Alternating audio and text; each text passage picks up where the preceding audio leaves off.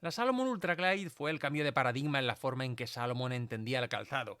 Y ese concepto, esa forma de fabricar calzado culmina ahora en 2025 con un concepto maximalista, nunca visto hasta la fecha en Salomon, con permiso, eso sí, de aquella Sense Pro Max de 2017, pero que obviamente nada tiene que ver con los volúmenes que estamos viendo actualmente. Y fíjate que ese concepto, esa familia Ultra Glide que se inició en este 2025 con la S-Lab, que ya vimos en Chamonix en septiembre de 2024, aterrizará en vertical en el resto de la gama. Fíjate que ese concepto, esa forma de interpretar esos volúmenes, esa media suela, irá hacia abajo con la Ultra Flow 2 de 130 euros y más abajo todavía con la Alpha Glide de 100 euros. Pero hoy lo que interesa y de lo que te voy a hablar es de la Ultra Glide 3, un modelo ya que por fin tengo en mis pies, ya ha podido salir, se presentó hace escasos días en un evento que llevó a cabo Salomon en sus oficinas y pude ver ese cambio, esa forma en la que a partir de ahora vamos a ver esos grandes volúmenes y que efectivamente han venido para quedarse. En su día Salomón entendió que para vender tenían que hacer lo más parecido a Hoka, que era lo que estaba triunfando. Esos grandes perfiles, y es que la gente cada vez quiere productos más cómodos, más confortables, y solo tenemos que echar un vistazo en una línea de salida, en una carrera, en cualquier carrera, incluso en grupos de entreno, para ver que la gente, el usuario, lo que busca es ese confort. Y fíjate que la Ultra Glide 3, siendo un gran cambio respecto a sus predecesoras, porque no tiene absolutamente nada que ver, ojo, en algunos aspectos sí, pero realmente el concepto es totalmente opuesto o muy diferente, sí que coge todo aquello de la S-Lab, pero claro, no podemos entender que es una S-Lab barata. No, no es así. Incluye sus propias tecnologías, algunas tomadas evidentemente de esa Ultra Glide S-Lab, pero rehechas al concepto o hacia el público a la que va dirigida esta zapatilla. Una pregunta que nos puede surgir es, ¿puede haber el mismo salto de la S-Lab Ultra Glide a la Ultra Glide 3? ¿Lo mismo que podemos ver en la Genesis o Genesis S-Lab? Muy buena pregunta y muy buena cuestión y un melón muy interesante para abrir. Sí que estableciendo un baremo o intentando ver si ambos conceptos se pueden extrapolar, yo diría, en mi opinión, que hay más salto entre esta Ultra Glide 3 y su modelo superior, esa S-Lab, que no con la familia Genesis. Efectivamente, con la familia Genesis hay un salto evidente en cuanto a ajuste, evidentemente perfiles, ya no digamos también precio, pero podríamos decir que ambos modelos son perfectamente válidos para un público que incluso podría ser bastante similar. Aquí es totalmente diferente. Sí que es cierto, es que claro, aquí habría bastante cosa sobre la que debatir. Es decir, una zapatilla, un modelo S-Lab siempre ha sido competición, siempre ha sido rendimiento, performance. Y lo que han hecho con esta S-Lab es bajar hacia abajo el concepto S-Lab para instaurarlo en una mayor o ofrecerlo a un mayor público. Es decir, ya no va a ser para ese público que compite, que va en la parte delantera del pelotón, sino a un público mayor con todas las virtudes, todas las ventajas que puede tener una zapatilla S-Lab y evidentemente también con un altísimo precio de 250 euros. Por tanto, sí que entendiendo esos dos modelos S-Lab que han bajado en vertical con modelos no lab, pero con un precio muy atractivo, que incluso comparten ese precio de 150 euros, sí que es cierto que a mi juicio hay más salto entre la familia, entre las dos, digamos, Ultra Glide 3 o S-Lab, que con la Genesis normal, 150 euros, o la S-Lab. Aquí dicho esto, fíjate que me gustaría hacer un poquitín una regresión hacia atrás e irnos hasta esa Ultra Glide de 2022 que fue de todas la más ligera, no llegaba a los 300 gramos y ahí sí que también es cierto que ya prescindía de la plantilla Ortolite. Para mí fue un paso hacia atrás, Salomon no tenía que entrar en eso para intentar contener los precios, creo que no era necesario prescindir de una plantilla que históricamente siempre se ha utilizado en modelos como Speedcross, toda la gama ya sea SLA, bueno, Algunos modelos sí, otros no, porque se le había empezado a implementar plantillas mucho más ligeras, pero los modelos más, digamos, confortables, más para el uso más diario de entrenamiento, sí que llevaban la Ortolite, y en esa Ultra Glide, en esa primera versión, se prescindió. Ya con la Ultra Glide 2 subió un poquito el peso, se mantenía el concepto de la zapatilla, básicamente suela y media suela era la misma, pero subía un poquitín más de peso, se actualizaba un poco el upper, se simplificaba ese upper, se hacía más limpio, más minimalista,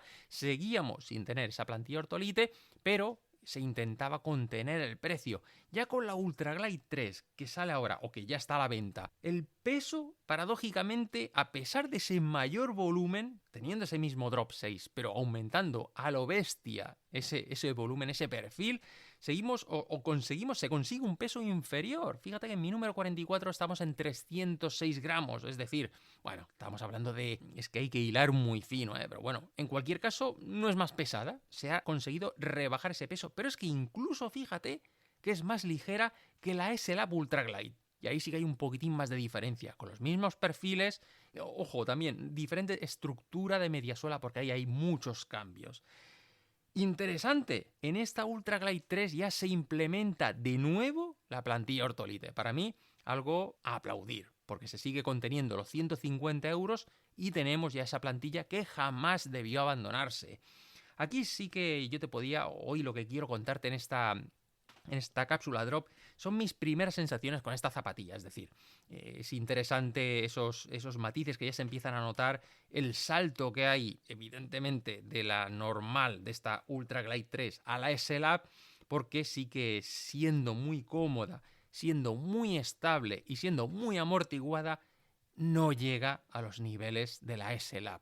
Está claro que son 100 euros más, pero tenemos unas grandes diferencias. Por ejemplo, empezaremos por la suela. Aquí la suela sí que es cierto que podría dedicar un programa entero a hablar solo, únicamente y exclusivamente de la suela, porque es que hay mucha tela que cortar. Para mí es una suela muy peculiar, con esas cavidades, con esas ondulaciones.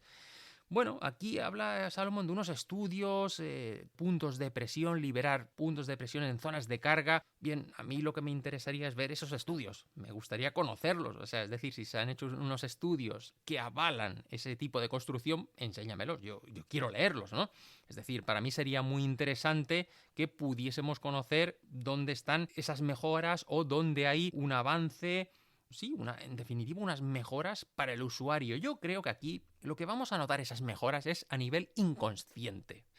Es decir, a nivel consciente no creo que podamos llegar a notar esas mejoras, pero sí inconscientemente, que nuestro organismo entienda o vea ciertas mejoras en puntos de apoyo, de presión, etcétera, y que eso en la fatiga se vea reducida. Pero ya digo, a nivel inconsciente. Sí que, por ejemplo, a mí la suela me gustaba mucho más la de la Ultra Glide 2. Me gustaba bastante más, por ejemplo, en roca, muchísimo más. Tenía mucho más apoyo, mucha zona de rozamiento, muchísimo más. Pero, claro, en zonas inestables, en terrenos inestables, la de la Ultra Glide 3, colapsa menos. Hay muchísimo más espacio entre tacos, con lo cual ahí es imposible que haga ese efecto zueco cuando el terreno está muy descompuesto, barro, etc. Sí que es cierto que la disposición de los tacos en algunos casos quedan como un poquitín inclinados cuando empiezan en ese... Es como, tú imagínate el cráter de un volcán, que los tacos están arriba, ¿no? En ese cráter, entonces pilla medio inclinado, medio apoyado. Claro, entonces la disposición es un poco extraña. Algún taco me parece que incluso no llega a ser funcional en la forma en que vamos a apoyar y en la forma en la que va a tomar contacto, con lo cual es una suela un tanto... si me permites la expresión, y no en sentido peyorativo, caótica. No va mal, es decir, sí que a nivel independiente los tacos, al tener tanto espacio entre ellos, sí que trabajan muy bien, de forma independiente, pero noto a faltar una mayor agresividad y sí que es cierto que en el talón, sobre todo, está muy desatendido, con lo cual, en zonas donde necesitemos retener, va a faltar ahí chicha, va a faltar ese taco que nos ayude a retener. Ya digo, sobre la suela habría muchísima tela que cortar, porque es que aquí podría dedicar casi un programa entero a analizar la suela y comentar cada taco, la disposición y por qué le veo o no sentido. Pero bueno, posiblemente vaya ampliando en próximos contenidos. Aquí sí que ya pasamos a la amortiguación. Claro, unos volúmenes enormes, 41 milímetros atrás, 35 delante. Es una zapatilla muy estable, muy estable. Posiblemente si tuviera que destacar algo de esta zapatilla y tú me dijeses, oye Juan, no, dime una cosa, yo diría la estabilidad. Sí que es cierto que para mí no llega a la S-Lab. La S-Lab sí que es que prácticamente podemos pisar donde quieras sin preocuparte. Ahí no hay que buscar tanto la trazada como con otras zapatillas. Y sí que con esta noto esa estabilidad y a pesar de que es más ancha de atrás. Es decir, las medidas de base es más amplia en esta Ultra 3 que no en la S-Lab. Bueno, también entiendo que por medidas, una zapatilla más racing, que se busca una mayor agilidad, que se va a pisar más con la zona delantera, puedo llegar a entender ese cambio de medidas en esa gama o en ese modelo S-Lab que no la Ultra Glide, que bueno, puede estar más orientado hacia un corredor más popular, que tienda más a talonar y que esa mayor amplitud le genere mayor estabilidad. Todo y que, claro, esos faldones, esa media suela tan enorme no llega a montarse tanto en los laterales como la S-Lab, que es que queda prácticamente a 1 centímetro del borde del collar, ¿no? Que hace también más de contención.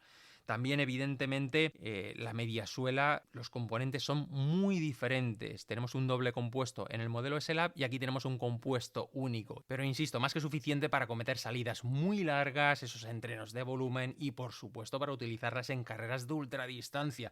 Sí que es cierto que la respuesta no es la misma porque no tenemos ese alma interior de Energy Foam Plus que tiene todo su sentido en el modelo S-Lab y quizás no tanto en el modelo Ultra Glide 3. Ya en lo que se refiere al upper, realmente hay muy pocas variaciones respecto a la Ultra Glide 2. Tenemos prácticamente la misma cordonera, las mismas protecciones. La lengüeta también sigue siendo igual de aparatosa. Para mí no hace falta tanta lengüeta. Sí que mejora bastante el collar. Me gusta muchísimo más el tacto del collar, sobre todo en esa zona de Aquiles, el acolchado, el forro, el tejido que lo recubre. Para mí me gusta muchísimo más. E insisto en esa aportación de la plantilla Ortolite que nunca debió abandonar. Aparte de esto, de estas primeras sensaciones y que habrá que matizar más en el futuro con más kilómetros, esto sí que puede ir variando, veremos a ver qué tal con salidas más largas, más volumen, etcétera. Pero sí que es cierto que, por ejemplo, a mí me interesa o me parece bastante significativo que el catálogo no llega a canibalizarse, es decir, a veces hay catálogos que un modelo puede suplantar a otro, genera incluso confusión entre el usuario, catálogos muy extensos, es a veces incluso contraproducente, pero aquí lo que interesa es que, por ejemplo, no se canibaliza entre Thunder Cross, Genesis y Ultra Glide. Quedan muy diferenciadas, son tres pilares, para mí van a ser tres pilares fundamentales en el catálogo de Salomon, con usos bastante diferenciados, con público también bastante diferenciado y yo creo que con un ejercicio de pedagogía también por parte de los medios, los que de alguna manera informamos o damos a conocer estos modelos, podamos explicar para qué o para quién es cada modelo, para qué situación. De ahí sí que es cierto que muchas consultas en el consultorio de los viernes van en esa dirección. Hay a veces dudas entre un modelo u otro para según qué uso, qué carrera, qué distancia, etcétera. Evidentemente también para qué tipo de corredor y también, cómo no, sus preferencias. Pero me parece muy interesante esta diferenciación o que quede manifiesta esa diferenciación entre modelos y no se lleguen a solapar generando confusión entre el usuario. Así pues, esto es lo que te quería comentar, esas primeras sensaciones, también hacer esa especie de regresión al pasado para ponerte en contexto, para que veas cómo ha evolucionado esta gama Ultra Glide, que ha mejorado, que ha permanecido más o menos igual y que posiblemente no era tampoco necesario tocar a tenor de a quién va dirigida esta zapatilla. Un modelo que me parece muy interesante, habrá que ver la evolución, habrá que ver cómo funciona este modelo, pero de momento te dejo estas pequeñas pinceladas, un poquitín de historia de la gama Ultra Glide y nada más. Muchísimas gracias por tu atención y te espero en el próximo programa.